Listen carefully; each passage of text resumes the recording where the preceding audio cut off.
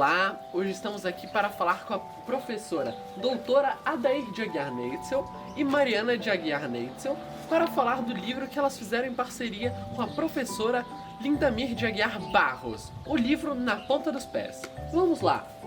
Este livro, Na Ponta dos Pés, é o terceiro livro de vocês. Do que ele fala? Então, esse livro, que é em parceria com a Lindamir Aguiar Barros, que é minha irmã, ele trata dos sonhos que as pessoas têm, né? A nossa protagonista, ela é uma criança que sonha em ser equilibrista. E no decorrer da obra, a gente percebe como essa criança, ela é persistente nesse seu sonho. Então o livro, ele dá uma abertura muito grande para a criança refletir sobre seus projetos de vida, assim como a necessidade de ter perseverança, persistência para alcançar os seus sonhos. Mas é um livro que trata sobretudo sobre os sonhos.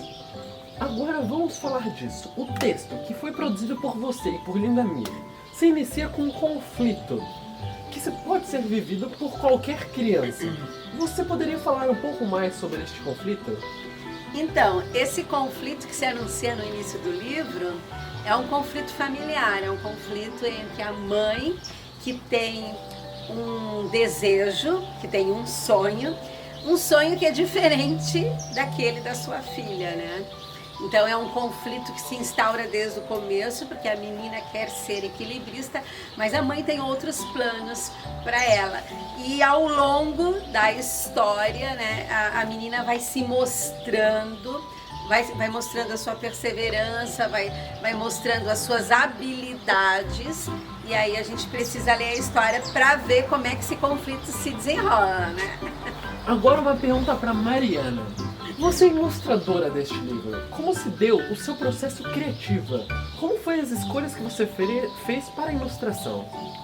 Então, o meu processo criativo para esse livro e para a maioria dos livros que eu ilustrei com a Adair é que eu leio bastante o texto, tento me familiarizar com o texto e fazendo rascunhos das minhas ideias iniciais para todas as páginas. Página por página eu tento sempre fazer um rascunho inicial para ter uma ideia de como vai ser a ilustração final. Claro que isso pode mudar muito depois de ter uma conversa com o autor, a ilustração pode mudar bastante.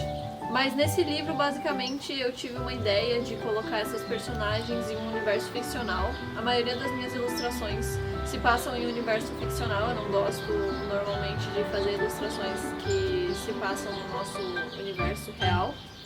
Então, as personagens moram em uma floresta, provavelmente uma floresta encantada, e em uma terra de gigantes. E o negócio é que a mãe dela, desde o início, é retratada como uma gigante, porém ela é retratada como uma menina de tamanho normal, e isso é para refletir como elas estão em estágios diferentes de pensamento, mas no final as duas têm o mesmo tamanho porque elas finalmente entendem uma a outra. Interessante. Agora voltando para a Adair. Este livro traz poemas de escritores conhecidos como Cecília Meirelles, Sérgio Caparelli e Rosane Moraes. Além disso, faz um cruzamento com o livro de Ziraldo. Você poderia falar um pouco mais sobre isso? Então, eu gosto muito da ideia de que a literatura, ela é o resultado de um imbricamento de vários textos. Então, esse texto que a gente produziu, ele não é uma produção só da Adair, só da Mariana, só da Lindamir.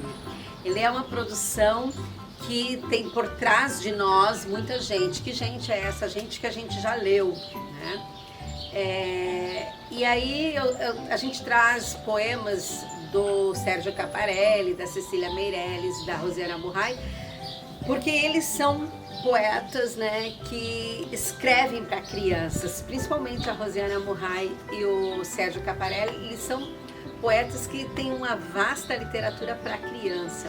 Então eu acho muito interessante pensar a literatura como esse jogo de intertextualidade com outros textos. O Ziraldo, ele entra na roda também, porque ele tem um livro, né, sobre dois pés, sobre um par de pés, né, dois pés, que um pé quer ser jogador de futebol e outro quer ser dançarino. Então, esse conflito que a nossa protagonista, a nossa menina, passa no livro, a gente vê também nessa história do Ziraldo, né, com esses dois pés, né? E então a ideia de trazer esses escritores para a roda, para o nosso livro, é de também mostrar o livro como uma fonte de acesso a outras obras, né? Eu gosto muito dessa ideia, né? De que um livro não nasce sozinho, ele é uma confluência de várias outras vozes. Muito interessante. Agora, Mariana, algo que eu senti enquanto li esse livro é se você se identifica um pouco com a personagem e de como ela foge dos estereótipos e dos clichês. Então, sim, eu me identifico um pouco com a personagem. Eu acho que ela é um pouco parecida comigo quando eu era criança, porque quando eu era criança eu já era bem decidida e eu também queria ser equilibrista. Mas essa questão dela sair dos estereótipos e clichês, eu acho que é importante mostrar personagens femininas que não são uma coisa ou outra. Eu tentei deixar ela ainda feminina, com vários traços de uma menina que é feminina, mas que também gosta de muitas coisas que são consideradas masculinas. Sei lá, subir em árvore, ou jogar bola, ou seja lá o que for. Porque eu acho que é muito...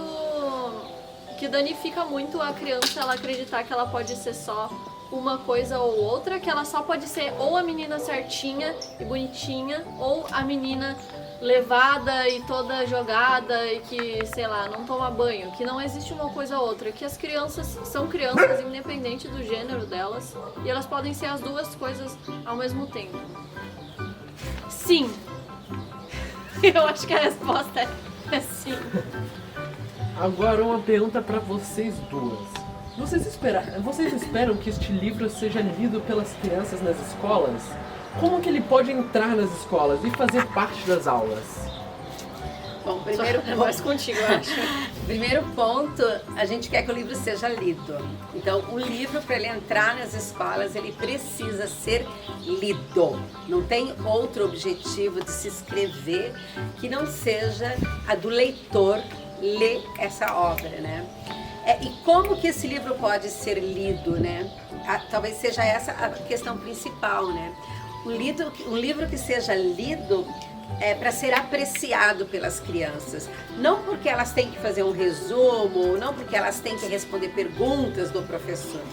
O livro precisa estar na mão da criança para criar dúvidas, para criar questionamentos, para levar ela à reflexão, a oportunidades de aprendizagem, de crescimento. E para que essas oportunidades de aprendizagem e crescimento apareçam, o livro não pode ser algo explorado pelo viés do professor, ele que traz as chaves de leitura, ele que traz os exercícios, ele que traz as propostas de trabalho. Nós temos que inverter. Precisa ser um livro lido pela criança, pelo professor, discutido por ambos e pelos pares entre eles na sala de aula, e a partir dessa discussão pode-se gerar vários trabalhos, várias coisas, mas isso precisa nascer dessa discussão com as crianças. Aí eu penso que é um livro produtivo e que é uma atividade que respeita a função estética da literatura, que respeita o livro como objeto estético e artístico como ele é. Queres completar? Não, eu acho que você falou bem. Então é isso, muito obrigado pela atenção e uma ótima tarde para vocês dois. Para você também, obrigada.